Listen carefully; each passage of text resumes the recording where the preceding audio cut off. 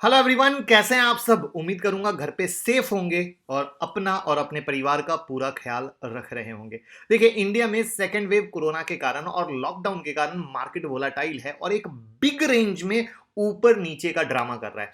छोटे रेंज में ड्रामा करता है तो मोस्टली लोग दूर हो जाते हैं, लेकिन जब बड़े रेंज में ड्रामा करता है तो वहां पे डिसीजन लेना काफी मुश्किल हो जाता है कि आखिर हो क्या रहा है। वहां पर फार्मा, आईटी सेक्टर और भी कुछ सेक्टर ने, जैसे स्टील सेक्टर वगैरह ने, काफी अच्छे रिटर्न दिए हैं। अभी फार्मा में जो रैली हुई है वो 3 स्टेप में हुई है। पहले स्टेप में फार्मा के कुछ शेयर चले, चलने के बाद रुक गए। उसके बाद सेकंड स्टेप में वापस से कुछ अदर फार्मा के शेयर चले, रुक गए। और तीसरे स्टेप में कुछ नए फार्मा के शेयर चले, जैसे ल्यूपिन, वॉक फार्मा जो आपने देखा। वहीं पर एक फार्मा का स्टॉक जो 2016 से पहले 40 रुपए के ऊपर कभी नहीं गया, कभी नहीं गया, और अब 2021 में ब्रेकआउट हुआ। रीजन फार्मा की धूम और साथ में कंपनी का कुछ एक्सपेंशन प्लान। बट जैसा कि हमेशा होता है, सही ब्रेकआउट पर बाई की जगह रिटेल वाले एक बड़ी तेजी के बाद जाकर फंसते हैं। और मैक्सिमम कमेंट बॉक्स में कमेंट था कि सर हम इस शेयर में 70 रुपए में फंस गए हैं, लोअर सर्किट लगने लगा है। जबकि ये शेयर हमने आपको 50 रुपए पे दिया, 72 रुपए तक का हाई बनाया, उसके बाद भी आप फंस गए। तो इसका मतलब या तो आप वीडियो आधा देखते हैं या प्रॉपर फॉलो नहीं करते। आप 10 लोगों को सुनते हैं। 10 को सुनना बंद कीजिए। 10 को सुनेंगे कभी नहीं कर पाएंगे। आप चाहे मुझे ही अच्छे से फॉलो कर लीजिए या किसी और को अच्छे से फॉलो कीजिए, लेकिन अच्छे से फॉलो कीजिए, तभी फायदा मिलेगा। तो क्यों लगा लोअर सर्किट, अब क्या करना है, सब चीजों को डिटेल में जानेंगे। उससे पहले ट्विटर और टेलीग्राम से जुड़ जाइएगा। सारी ब्रेकिंग न्यूज आपको सबसे पहले मिलेगी, इसका प्रॉमिस है। 50,000 लोग फायदा ले रहे हैं। और अगर आपको खुद से कैसे लेवल निकालना है, कैसे ब्रेकआउट पहचानना है, किस स्टॉक में लगेगी आग जो हम आपको देते हैं वो करना हो, तो 10 मई की ऑनलाइन क्लास ज्वाइन करें, जहां आप ये सब टेक्निक सीखेंगे with hand holding, with live trading, पूरा का पूरा प्रैक्टिकल। ये कोर्स पूरा का पूरा 3 महीने 10 दिन का है। 10 दिन की क्लास मेरे साथ, 3 मंथ का हैंड होल्डिंग जो रियल आपको ग्रोथ देता है। 9708094321 पे कॉल करें, टीम से बात करें क्या है हैंड होल्डिंग।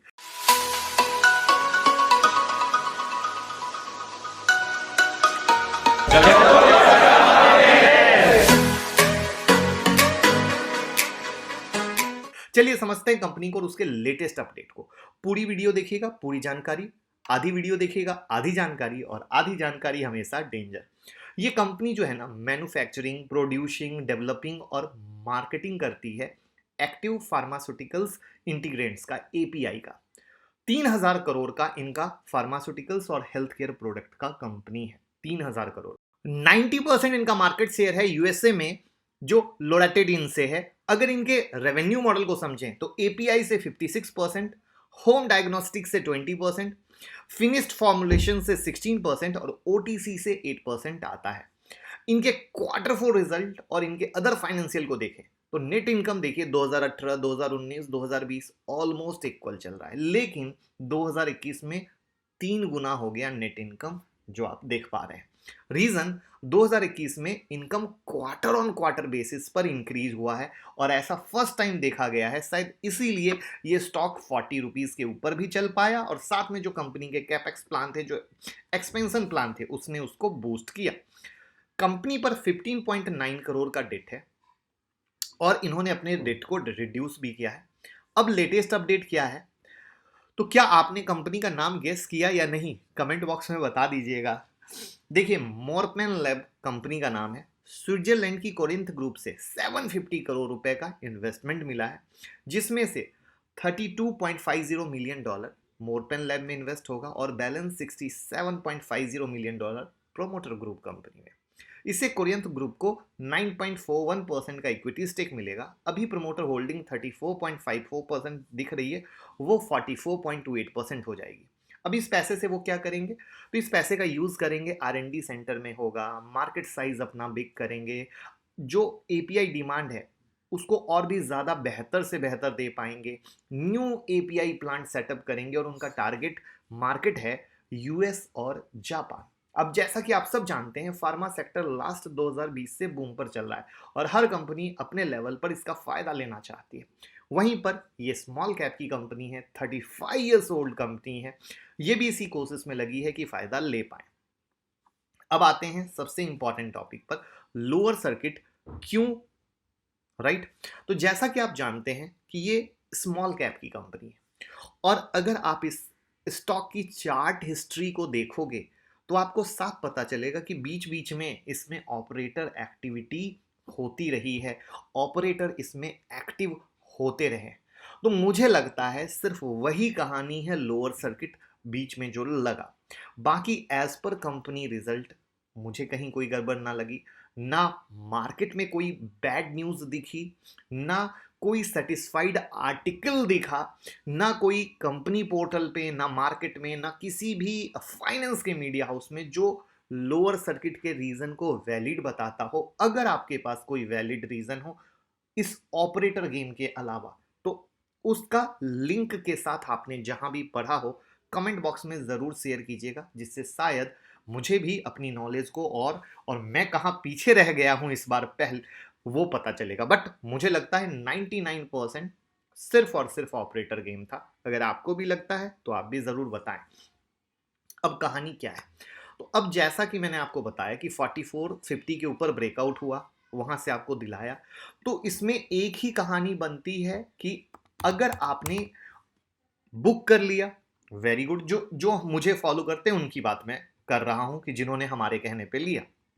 जिन्होंने बुक नहीं किया वो ट्रेलिंग स्टॉप लॉस खेले।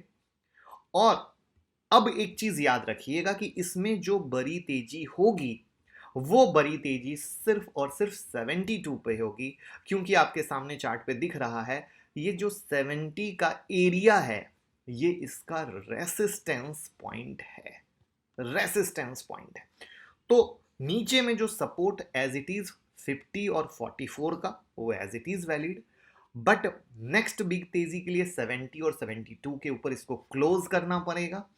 अब बात करते हैं, एक जैकपॉट बोनस भी दे दें कि देखिए कभी भी मोटा पैसा कमाना है तो चार्ट पर मल्टी ईयर ब्रेकआउट के साथ कंपनी के लेटेस्ट डेवलपमेंट को समझिए तो पैसा बनेगा। मोर पेन लेव, जैसा कि मैंने कहा कि ये कई सालों से 40 के ऊपर नहीं जा रहा था, मैंने क्या किया, चार्ट पे उस मोरपेन लेव के मल्टी ईयर ब्रेकआउट को पकड़ा, साथ में स्विट्जरलैंड की कंपनी जो पैसा लगा रही थी उसको मिलाया, और आपको सीधा 50 से 70 की रैली देखने को मिली।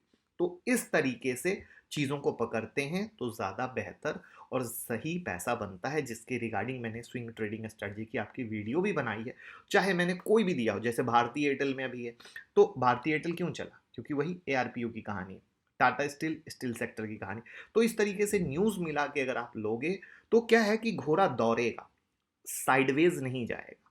तो उम्मीद करूंगा इन्फॉर्मेशन पसंद आई हो, तरीका समझाने का पसंद आया हो, तो लाइक कमेंट शेयर करके हौसला बढ़ाइएगा। तो हम ऐसे ही और अच्छे अच्छे एग्जाम्पल के साथ आपको चीजें समझाते रहेंगे। Thank you so much.